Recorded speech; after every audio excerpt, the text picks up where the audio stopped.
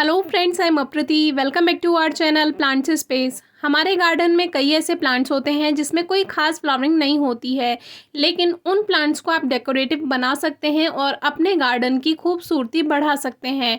ऐसे ही ये हमारा एक यूफोर्बिया का प्लांट था जो ऐसे ही रखा हुआ था, कोई खास नहीं लगता था गार्डन में। सर्दियों में इसकी पत्तियां झड़ जाती थी और तब इसमें फ्लावरिंग भी होती है, लेकिन अभी इस पर पत्तियां थी तो हमने सोचा अभी आपको ये दिखा देते हैं, क्योंकि जब इस पर लीव्स नहीं थी तब हमने इसको इस तरह से बनाया था।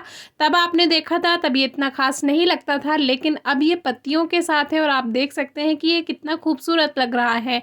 तो इसको हमने थोड़ा सा शेप दिया था जो कि वायर की हेल्प से दिया था, और इसमें यूफोर्बिया मिली की कटिंग भी लगी हुई थी। ये बड़ा वाला यूफोर्बिया है जिसमें बड़ा फूल खिलता है, तो ये भी बहुत प्यारा लगता है। सर्दियों में पूरा ये फूलों से भरा रहता है और रेड एंड ग्रीन का कॉम्बिनेशन बहुत प्यारा लगता है। सर्दियों में थोड़ी पत्तियां कम हो जाती हैं, लेकिन गर्मियों में और रेनी सीजन में इसमें पत्तियां भरी हुई रहती हैं। तो अभी हमें इसको पॉट से भी बाहर निकालना था, क्योंकि जो इसका मेन यूफोर्बिया का प्लांट है जिसमें छोटे वाले फ्लावर्स आते हैं, छोटी वैरायटी, तो हमें केवल छोटी वैरायटी को ही स्पॉट में रखना है। और ये जो बड़ी वैरायटी होती है जिसपे बड़ा फूल आता है, ये काफ़ी फैल जाती है और पॉट में जगह ही नहीं रहती है, तो फिर मिट्टी की गुड़ाई करने में भी परेशानी होती है, क्योंकि इसमें बहुत ज़्यादा कांटे भी होते हैं तो वो हाथ में लग जाते हैं। तो इसको हम बाहर निकालने की सोच रहे थे, लेकिन ये इतना ज़्यादा इसकी रूट्स अंदर फंसी हुई थी, क्योंकि दो प्लांट्स हैं तो दो प्लांट्स में रूट्स काफ़ी ज़्यादा फंस गई थी। या तो हमें पूरा पॉट इसको प्लांट को बाहर निकालना पड़ता मिट्टी के साथ ही, और फिर इन प्लांट्स को अलग करना पड़ता, लेकिन इतना टाइम नहीं था क्योंकि आजकल थोड़ा क्राइसेंथेमम में भी काम चल रहा है।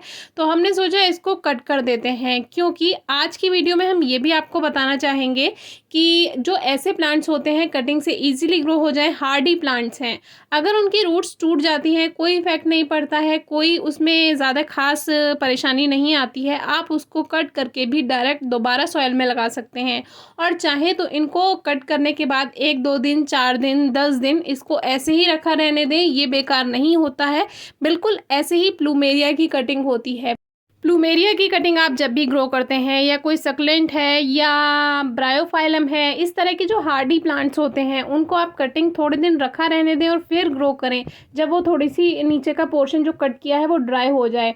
तो अभी इस तरह से हमने जो कटिंग टूट गई वो टूट गई, और इसमें एक प्लांट रूट्स के साथ ही आ गया, और एक कटिंग इसमें ये छोटी वाली वैरायटी की भी लगी हुई है, इसको भी हम निकाल देते हैं, लेकिन ये भी नहीं निकलेगा, इसको भी कट कर देते हैं। तो इस तरह से अगर आपको यूफोर्बिया को अभी रिपोर्ट करना है तो आप कर सकते हैं, और वो टूट जाए तो कोई परेशानी नहीं, उसको लगा दीजिए, वो वहीं से ही ऐसे ही ग्रोथ कर जाएगा। इस प्लांट को नमी की बहुत कम रिक्वायरमेंट होती है, अगर मिट्टी में नमी रहती है तो ये गलने लगता है, इसीलिए हम इसको जैसे बारिश में रखा रहता है फिर तो कोई बात नहीं है, क्योंकि मिट्टी अच्छी स्टार्टिंग से ही बनाते हैं, लेकिन हम इसमें कोई खास पानी नहीं देते हैं। मान लीजिए बारिश हो गई तो इसको लगभग हम 5 से 10 दिन तक पानी नहीं देंगे, क्योंकि वो मिट्टी में इतनी नमी रहती ही है, तो इसकी मिट्टी ड्राई ही रहती है लगभग। तो इस तरह से ये प्लांट्स बाहर आ गए हैं, इसको हम अलग शिफ्ट कर देंगे, और इनकी जिनकी रूट्स टूट गई है उसमें कोई परेशानी नहीं, आप ग्रो कर दीजिए, ये वहीं से ही ग्रोथ कर जाएंगे और आपको फ्लावर्स भी देंगे सीजन में। और अभी जो हमारा मेन प्लांट है, इसकी हम अच्छे से मिट्टी की गुड़ाई कर देते हैं। रूट्स आप देख सकते हैं कितनी ज़्यादा फैली हुई हैं, और इन पॉट्स को सीधे गमलों में लगाएं, गोल गमलों में ना लगाएं, क्योंकि जिन प्लांट्स में नमी कम ज़रूरत होती है उन प्लांट्स को अगर आप गोल पॉट्स में लगाएंगे, क्योंकि गोल पॉट्स में या जो सेरेमिक पॉट्स होते हैं या प्लास्टिक पॉट्स होते हैं उसमें काफ़ी नमी बनी रहती है, इसीलिए इस तरह के हार्डी प्लांट्स आप या तो मिट्टी या सीमेंट के गमले में लगाएं और सॉइल मिक्सचर अच्छा बनाएं। आप चाहें तो मिट्टी में थोड़े कंकड़ पत्थर डाल सकते हैं, इससे हार्डी सॉइल मिक्सचर बनता है। और एक सबसे ज़रूरी बात, आजकल कोकोपीट बहुत ज़्यादा चल गई है, मोस्टली कोकोपीट में प्लांट्स ग्रो करते हैं व्यूअर्स, तो फिर उनके सामने मॉइस्चर की, ओवर मॉइस्चर की सबसे ज़्यादा प्रॉब्लम आती है। तो कोकोपीट में आप ऐसे प्लांट्स ग्रो कीजिए जिनकी सॉफ्ट रूट्स होती हैं। जो हार्डी प्लांट्स होते हैं उनके लिए आप कोकोपीट बिल्कुल ना यूज़ करें। जो हार्डी प्लांट्स हैं जिन्हें कम मॉइस्चर की ज़रूरत है, कम नमी की ज़रूरत है, तो वो कोकोपीट में गल सकते हैं, तो इस बात का आप ध्यान रखिएगा। तो देखिए हमारा प्लांट कितना खूबसूरत लग रहा है लीव्स के साथ। तो आपकी कोई क्वेरी हो तो पूछिएगा। Thank you.